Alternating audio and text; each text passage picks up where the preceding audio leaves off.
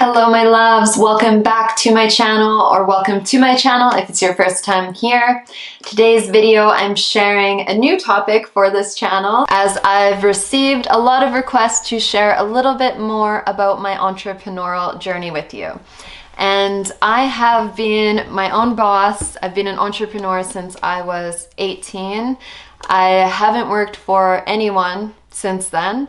And this has come naturally to me. I have this drive within myself to be an entrepreneur. I think the majority of self-employed entrepreneurs feel this within them. It's definitely not a path for everyone.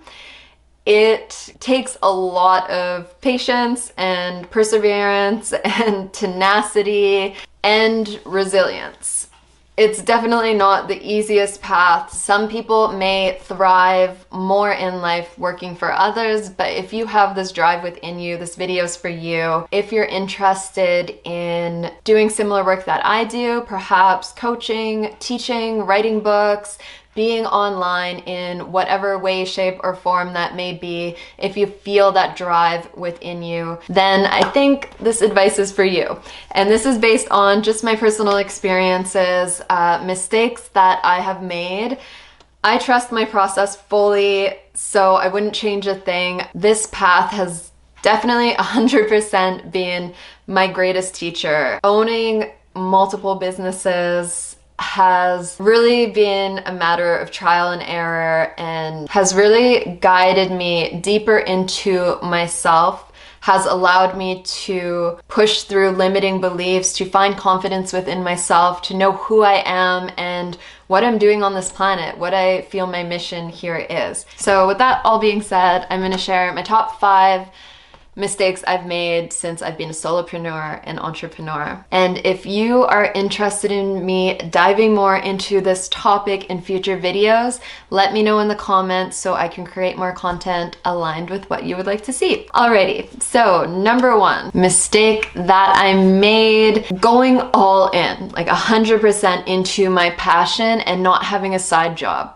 Now, my path is quite unique because when I was younger, growing up in Canada, my main mission in life, my main priority was to get out of Canada because I wasn't a fan of the cold. I just never felt like, I'm in Canada now, I never felt like this country was for me. I'm not bashing Canada, it's beautiful here. I'm very happy here at the moment. I just got back last month. But for many, many years, I was like, no, Canada, I'm not going back. I'm never staying there. I'm never living there again. And it was just my mission to leave and to go somewhere tropical, which I did when I was 20. I took a one-way ticket to China, lived in Asia for years. So I didn't really have the option most of the time to even work because I needed a work visa and I could only get that in certain countries. And then I had it for a limited time. So I was doing my passions, but I wasn't finding any side work. And this really put me into survival mode for years. And my offerings at that time were really based around this anxious energy of, I need to make money to eat next week. I need to be able to pay my rent. And when you're offering anything, whatever your business may be, when it's coming from that anxious energy, people feel that. So looking back now, if I could change things, I would probably tell my younger self to stay 1 to 2 years in Canada. Don't just rush out and with literally no money in your pocket and just figure it out as you go. I learned a lot during that time though, but I think it would have gone a lot more smoothly if I stayed here and started making YouTube videos, started working and learning how to share the things that I wanted to share that were within me, rather than sharing my passions, but in a way that was like, I need to make this, oh my God, and you know, that constant survival mode. So it wasn't really fun. Like your passions, your gifts, when you start sharing them, the entrepreneurial journey is always like this, but it still should be an exciting time for you. For me, it was mostly stressful for the first few years. And I think if I had that foundation to begin with, it would have just been a lot easier. Number 2 mistake that I've made is putting all of my eggs into one basket. So a few years ago, I had a few different things going on. I was teaching at a studio, I was traveling, I was holding events, I was hosting retreats, and I really fell in love with retreats, hosting retreats. I absolutely love it. It's probably my most joyful part of my career. I love guiding women, especially in beautiful locations, and getting to witness, having the beautiful opportunity to witness them transform over those 7 days and become this beautiful sisterhood and family. So this is like the best, most enjoyable part of my career for me. So in 2019, what did I decide to do? Quit everything else and go fully into retreats, nothing else. If you've followed me for a while, you may have seen that I launched Awakening Retreats in 2019, and my plan was to hire teachers, which I did, to host retreats with me, but then to also have other teachers, and I would set things up for them to host retreats through Awakening Retreats. And as you can imagine, 2020 came. I had just gotten to Australia where I was meant to hold a retreat, and then the pandemic hit, and I had zero income. All of my events for that whole year, I had a whole year of back-to-back events, and I was nervous and excited, and it was going to be the most amazing year of my life, of my career, and now everything's canceled. Not only that, I went into debt overnight because to hold these retreats, you need to invest first. Some businesses just took off with my money. Their website was down. They went completely MIA because they went bankrupt. A lot of businesses went bankrupt. Some of the women that were meant to come to my retreats filed claims against me to get their non-refundable deposits back, and those deposits are never touched by me. They go straight to these companies. So it put me in a really difficult position. I went into debt. It was probably the hardest time of my life, to be honest, the start of 2020. If I had even a little membership site or anything coming in from online, it wouldn't have shocked me and my business and really put me back into a state of survival mode where I had to figure things out very quickly for myself. And not to mention, I'm a nomad, so that made it that made it even more crazy because I'm just traveling around the world by myself trying to figure out what I'm gonna do overnight. So I think this is great advice for anyone. Have your own website, have your own mailing list, have something that you have complete control over. Should anything, like it doesn't have to be as extreme as a global pandemic, but if anything unexpected happens where your events are canceled, a website breaks down, something happens with your even employer or someone that you're going to work with, whatever it may be, a million scenarios could happen. Having your own income coming in monthly in different revenue streams, very important. So now I have it spread out. It's taken me a bit of time, but pretty much all of my work is now online, which I feel really safe and comfortable with, knowing that that's not going to happen again, and I have control over my website and I can move my courses and retreats. I loved in-person events so much. I was teaching at festivals around the world for years, and I never even thought of going online. So get online and have your own website, have your own thing, because even social media can just shut down one day. Maybe your account gets deleted, which I'm always nervous about because they keep telling me I might get deleted. Conscious accounts are being censored right now majorly, just FYI. So it's a powerless feeling when you realize, oh, I've put all this time even into my, say, my YouTube, and then it just shuts down one day. It's like, wow, that's hundreds of videos just gone. So have your own thing going on, have many streams of income coming in as an entrepreneur. Third mistake I made, this was a really hard one for me personally, was hiring unprofessionals. So when I came online, I was very new to the online world. I had a lot of engagement, more than I ever expected. I'm so grateful for that. But I also didn't really understand that people online are truly, it's just their highlight reels. So I saw other women and other people doing the same work as me online, and I thought, they have a huge following, so they must be really great at what they do, and they must be very successful, great, wonderful people. So I said, oh, this woman has 300,000 followers, so that must mean she's, you know, great in her business, so I'm gonna hire her overpay her and have her teach with me. This happened 4 times. It took me 4 times to learn this lesson, and I'm not judging anyone for where they are at on their path, but my business and my career is my baby. It truly is. I'm 32 now. I haven't had children. I see my business as, you know, my babies. My books that I put out are my babies. My courses are my babies. They're so precious to me. And I live and breathe for what I do, and I take it very seriously. I know I joke around and stuff, but like what I create for the world, even just my YouTube videos, I put a lot of time into them, and I put a lot of love into them, and it really is what I'm here. Like, this is my mission. So this being my baby, your business should be your baby. Would you just let a random person who, because they have a big following, hold your baby? Probably not. You'd want to know this person a bit more. So I had to learn that I have to be very discerning with who I hire and who I collaborate with. And this could be hiring staff.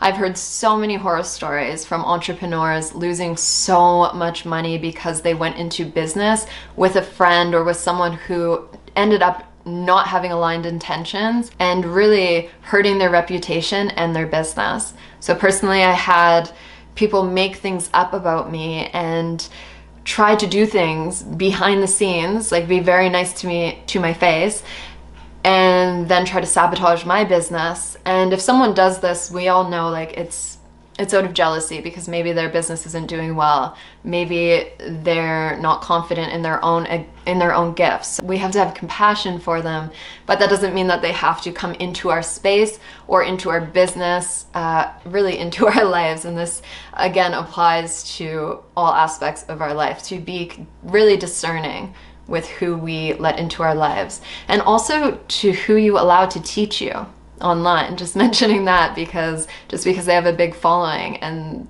highlight, you know, great highlight reels and they look good, doesn't mean that you should trust them with your energy. Not everyone online is who they try to appear to be.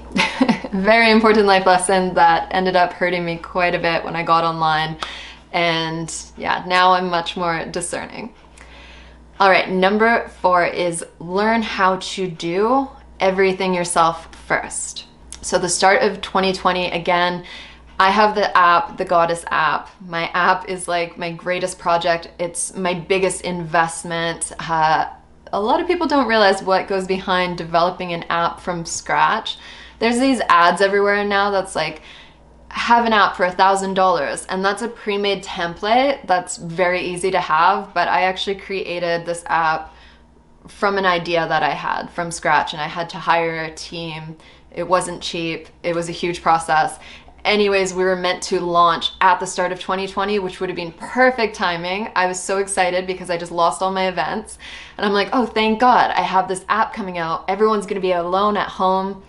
The team kept telling me every week, we're going to launch 100%. And then I had hired people planning for this launch, and they kept doing that until I couldn't afford to have these employees. I had to fire them.